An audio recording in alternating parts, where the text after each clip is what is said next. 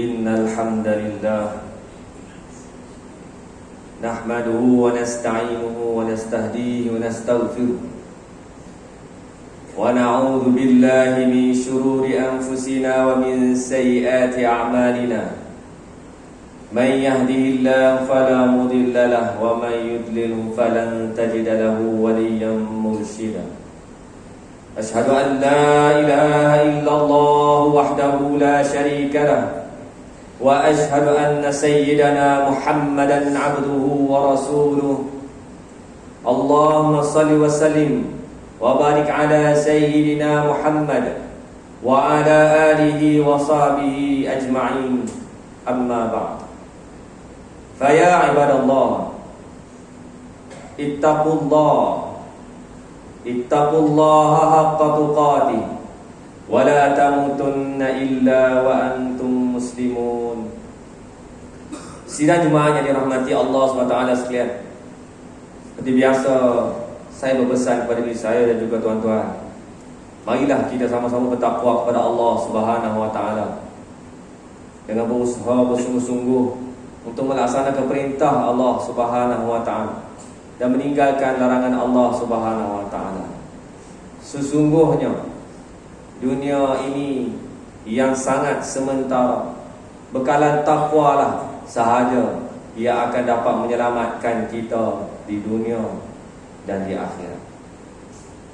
Allah Ta'ala berfirman, A'udzu billahi minasyaitonir rajim. Wala tahinu fi ibtigha'il qaum in takunu ta'lamuna fa innahum ya'lamuna kama ta'lamun wa tarjuna minallahi ma la yarjun wa kana Allahu 'aliman hakima. Shadaqallahul 'azim. Dan janganlah kamu lemah dalam memburu musuh yang menceroboh.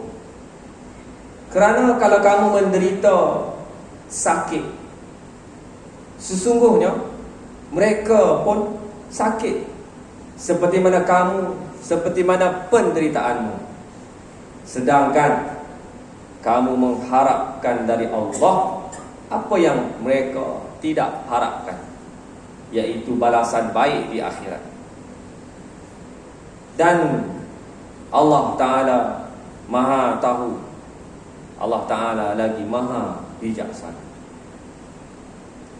Soalan yang berlega di mana-mana, di alam maya, di alam nyata, ditanyakan, wahai Hamas, mengapa kamu mengebom kawasan Yahudi sehingga mengakibatkan Israel membalas, sehingga mengorbankan hingga hari ini lebih 13,000 syuhada sehingga kini. Mengapa sahaja tidak kamu biarkan, wahai Hamas, diam sahaja, duduk di bawah pemerintahan Yahudi yang akan menatijahkan keselamatan kepada rakyat Gaza?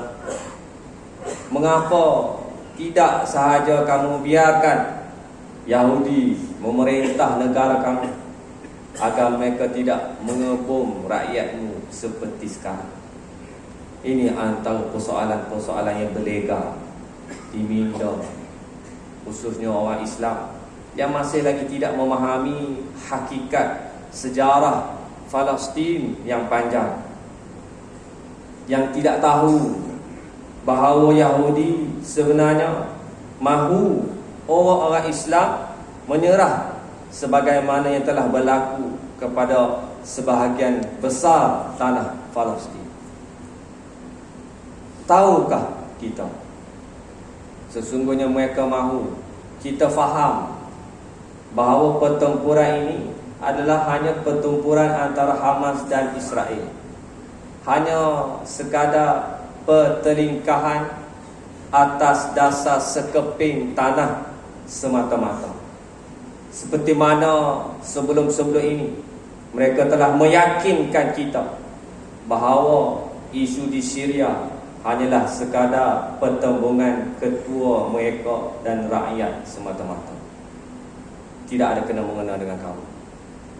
Ataupun isu di Iraq suatu ketika dahulu bukanlah isu penjajahan orang-orang kafir, ianya tidak ada kena-mengena dengan kamu. Ataupun isu Libya, ia hanyalah isu dalaman, tidak ada kena-mengena dengan kamu.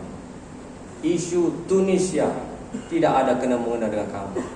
Inilah penjajahan akal yang ingin diterapkan di dalam pemikiran umat Islam, tidak ada kena-mengena dengan kamu, sehingga mereka berjaya mengasingkan kesatuan umat Islam, berpecah belah.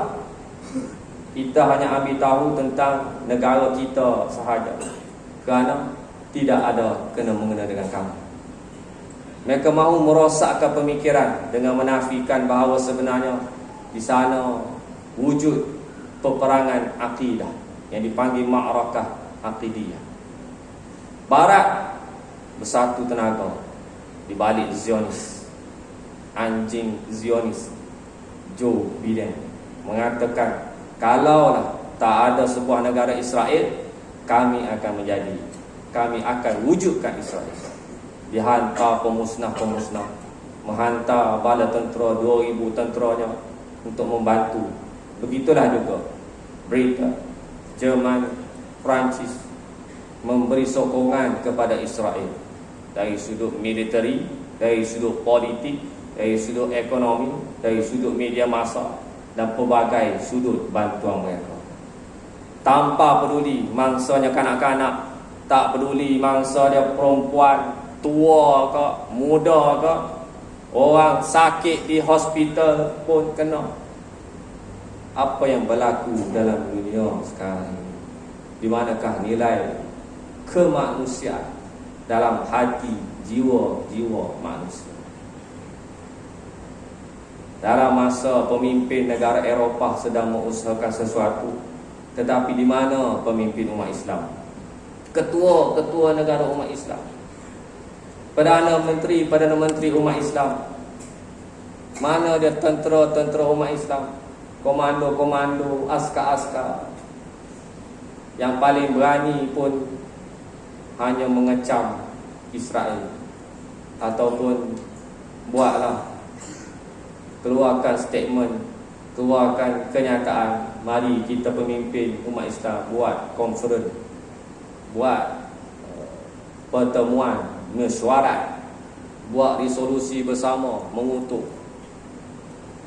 Sedangkan pada masa yang sama, hari-hari kita melihat ibu-ibu kita mendapat syahid, saudara-saudara kita kehilangan anggota badan, kepala terputus dari badan, tangan tercerai dari tubuh, kaki hilang entah ke mana, hatta nyawa melayang sekaligus.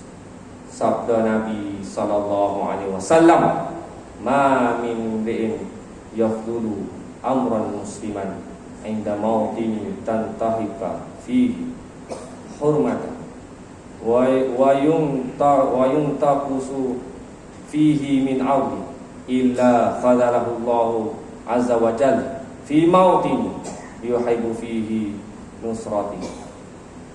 Tidaklah seseorang itu tinggalkan seseorang muslim dalam keadaan dilanggar kesuciannya dan dikurangkan kehormatannya, melainkan Allah akan meninggalkannya dalam keadaan dia suka menolongnya. Sekiranya kita tidak mampu berbuat apa-apa, panjatkanlah doa kepada Allah SWT sekuang-kuangnya.